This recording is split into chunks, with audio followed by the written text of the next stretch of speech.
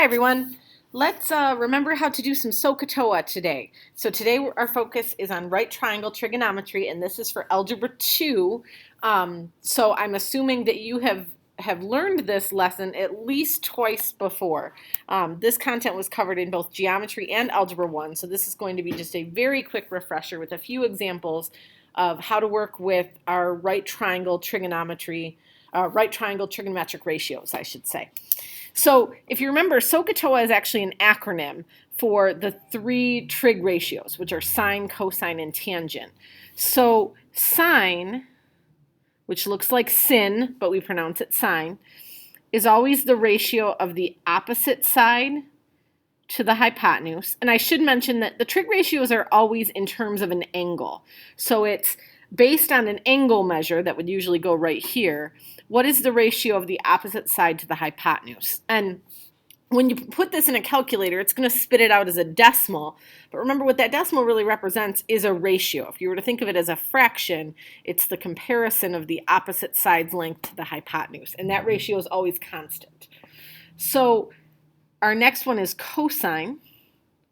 And that's a comparison of the adjacent side to the hypotenuse. And then there's the tangent, which is the opposite side compared to the adjacent side. So any two side lengths you pick out of a right triangle can be put together in a ratio, and then we have names for those ratios. This is what SOHCAHTOA helps you remember. SOHCAHTOA. Okay? So if I am just asking you to find these ratios based on this triangle, I am asking you to set up a fraction. All right, and we'll probably simplify the fraction. We could turn it into a decimal, but this is just asking for the ratio. So all of these just want a ratio. Okay, so sine of angle M. If angle M is up here and I want sine, remember sine is opposite over hypotenuse.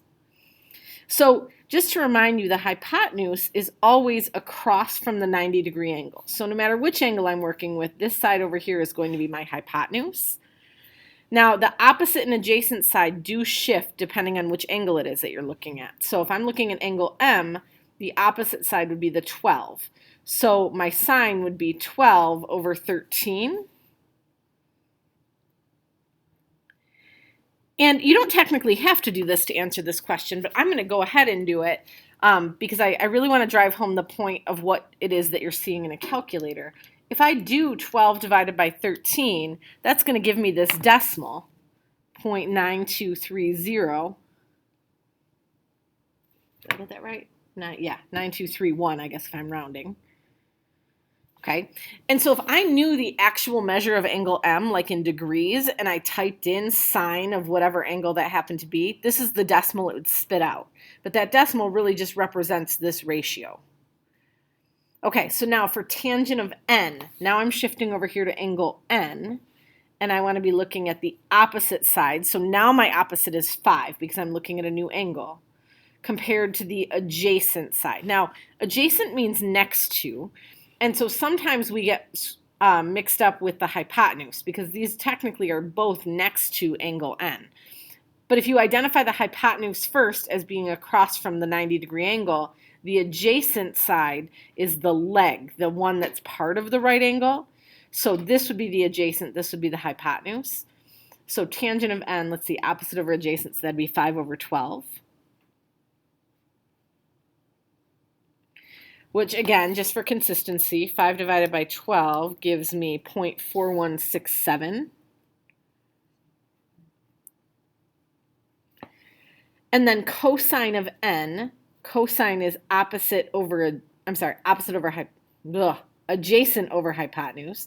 So from angle N, that would be the 12, because we just talked about that being adjacent, over the hypotenuse of 13. Which I already know the decimal equivalent of that is 0.9231. I'm going to point this out now and then probably revisit it in like a month when we're, halfway through our next trigonometry chapter.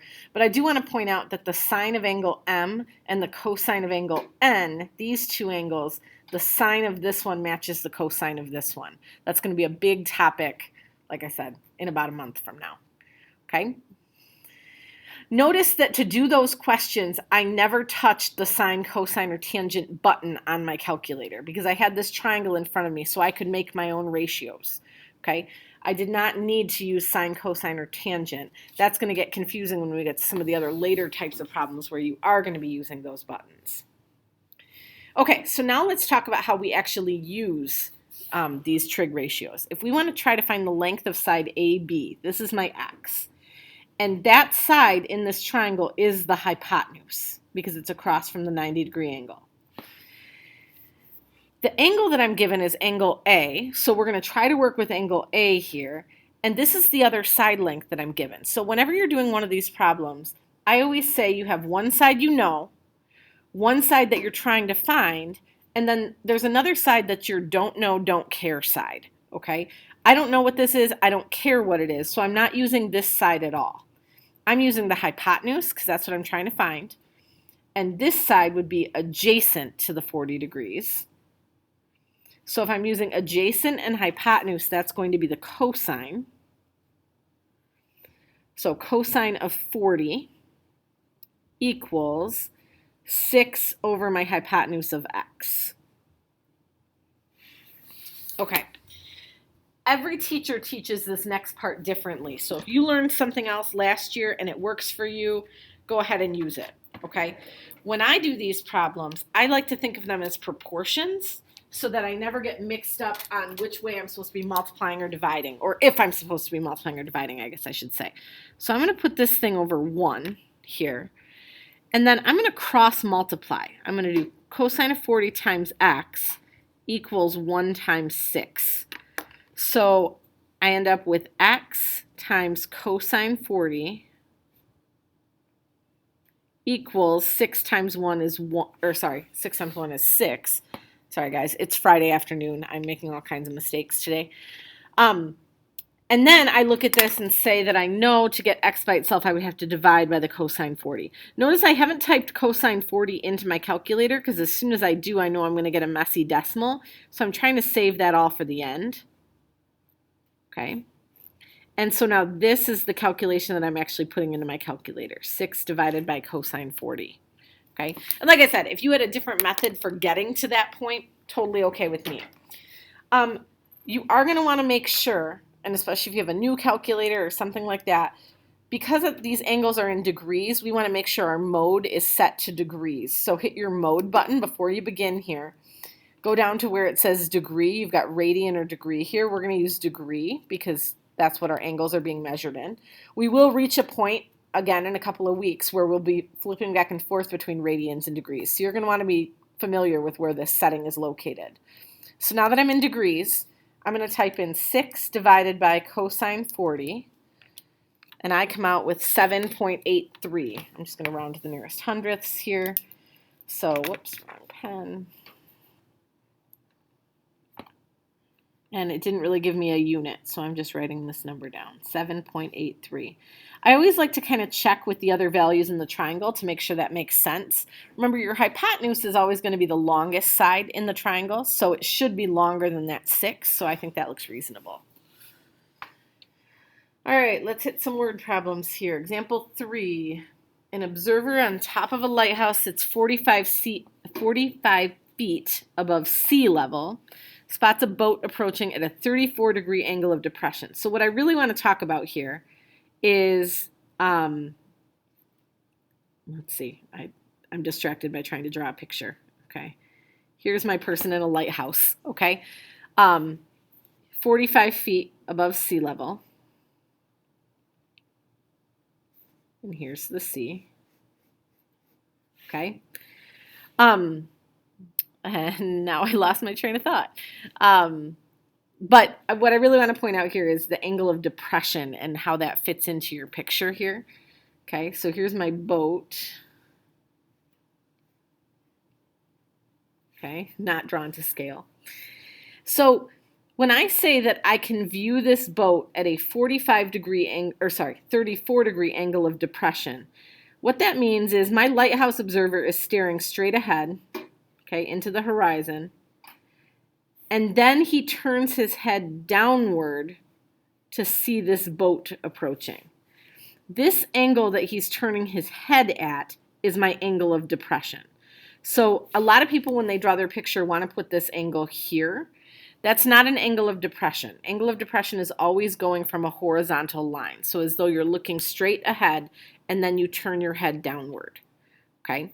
And what I'm trying to find is, what is the horizontal distance? So what is this distance from here to here between where he is in his lighthouse and the boat? Okay, so this is what I'm trying to find. So kind of hard to make out a triangle in this picture based on the way that I drew it. So I'm going to just draw the triangle itself off to the side. We've got 45 feet in height here. This is what we're trying to locate. Okay, this is our distance. We don't actually know any angles in the triangle, but we do know that this angle up here is 34 degrees.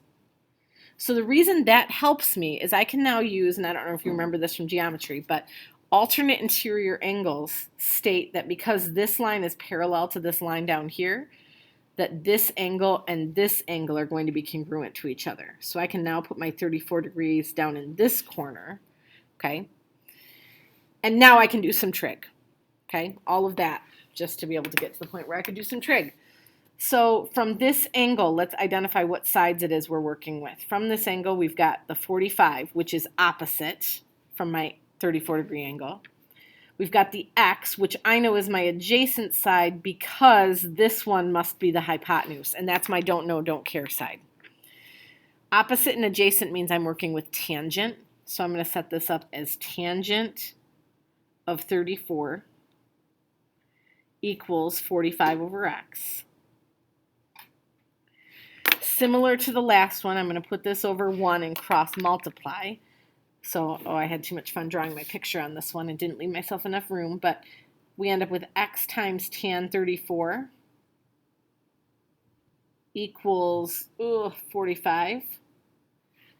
And then I'm going to divide by tan 34 on each side.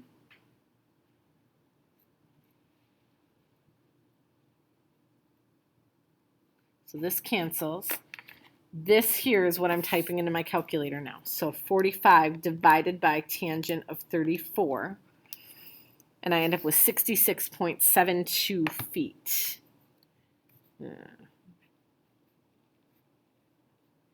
It would be in feet because that 45 was being measured in feet. Okay.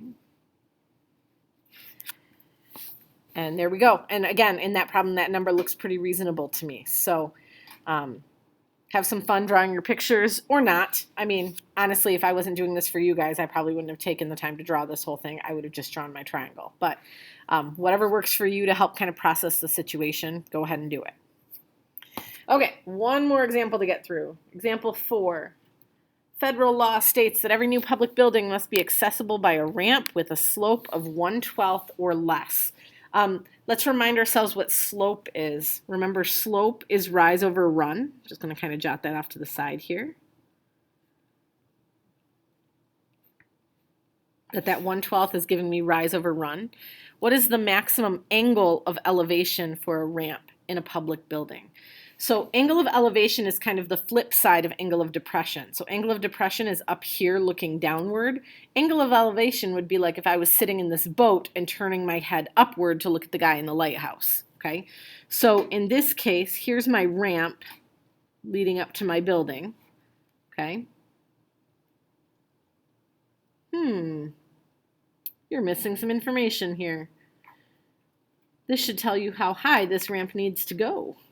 Oh, nope, it doesn't have to because they gave you both values here. Just kidding. Don't see, ignore me, guys. I'm sorry. It's Friday. I need to go home and take a very long Friday nap. All right, so here's my ramp up to my building. Okay. The angle that I'm looking for would be this one here. Here's my angle of elevation. And this is what I was saying when I meant that we don't need to know this height because we have a ratio, because we have that slope of 1/12. Since this is rise over run, that means that I can label this as 1 and this as 12. And so this doesn't necessarily mean that your building door or whatever it is you're building the ramp up to is 1 foot off the ground. Maybe it's 3 feet off the ground. Okay, but if it's 3 feet off the ground, then this length would need to be 36. So these numbers are going to maintain this ratio. Whatever this height is, this is going to be 12 times as long. So I don't actually need to know this height because I know the relationship between those two. And that's what trig is all about, is the relationship between the two side lengths. Okay, so if this is the angle that I'm focused on, from that angle, this would be the opposite side and this would be the adjacent side. The hypotenuse is this one up here, and I don't care about that one. So I could set this up as tangent of whatever this angle is equal to 1 over 12. By the way, just throwing this out here, the relationship between tangents and slope is a really big concept in calculus, okay? Or it's kind of a foundational topic when you get to calculus, just so you know. So what do we do when it is that we're trying to look for an angle? If we need to know the angle measurement that has a slope of 1/12, I mean, we could turn 1/12 into a decimal, but what we want to do is ask our calculator, hey, which angle would give me this value as a tangent? And so the way that you do that is with something called the inverse tangent. So it looks like that. And then we're just going to type in the ratio. And what we're really asking our calculator is, hey, what angle would give us this ratio back as a tangent? Okay. So to do that, you're going to use the second tangent. So you're going to hit second, and then up above tangent, you should see that tan -1. That's true for all your trig ratios. So I'm going to hit second tan, 1 divided by 12. And your calculator is going to tell you that that's a 4.76 degree angle. And I know that seems tiny for an angle measurement, but if you think about a handicapped ramp, we can't have a very high angle of elevation, right?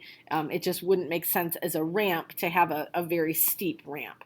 So that is correct. That's 4.76 degrees. Okay, that's really it. That's, I think, enough of a primer for you. You have, like I said, you've done this lesson a couple of times before, so we're going to dive into some practice problems. And if you run into things that you don't remember how to do or you're confused on, let me know and we'll talk through it together. But I think that should be enough to get you through today's assignment and give you a good foundation as we move forward with trig. So you guys have a great day. I'm going to go home and take a nap so I can speak coherently, and I will see you next time. Have a great day.